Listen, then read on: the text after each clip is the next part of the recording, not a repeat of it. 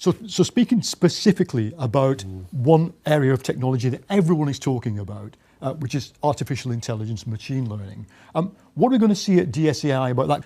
And how do you manage an innovation pathway for something that is so unpredictable? I really welcome the advancements it brings to the warfighter. As a previous warfighter, though, what I will say is warfighting is ostensibly a very human endeavour. We should harness AI, we should harness machine learning to enable the warfighter to be able to make the right decision at a speed and a pace that's going to outwit its adversary. And that's why we spend a lot of time, money and effort harnessing as much AI as we can.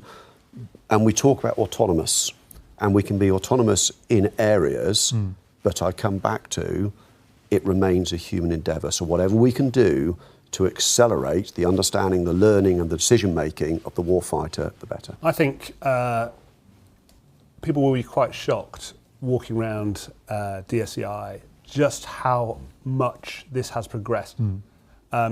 What is now possible is completely different to what was possible 3 years ago, and it's exceeding the pace that people anticipated. That's changing the nature of both warfighting, but it's also changing the nature of how we do business behind warfighting. In terms of the warfighting bit, the technologies themselves are amazing, and Gary's absolutely right. It's the fusion between the people and the AI that will create the warfighting effect. But the big takeaway in terms of the warfighting bit, I think, is that people need to read the science fiction magazine and pull it forward to today, because that's how it is. Yeah. The consequence of that is that we've got to get much better at cycling and creating organisations that are agile and able to cycle.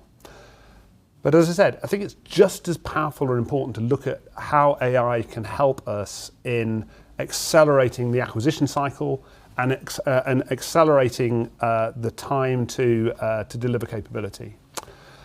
The people who are absolutely at the bleeding edge of this kind of digitisation and AI fusion are actually the Formula One guys. And if you look at what they're doing, they are taking real-time telemetry from the cars running around the racetrack, feeding it into their 3D model, and working out in real time how the car has to be reset up, and they're capable of sending software in real time back to the car.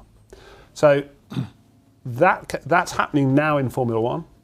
It's happening now in defence. So the synergies between Formula One and defence are incredible. And what we have to do is be able to build a defence machine that is capable and comfortable at working at that kind of pace at the same time as doing these really, really strategic long-term programs, and we need to be able to fuse the two together. AI is great, but it's all about the data.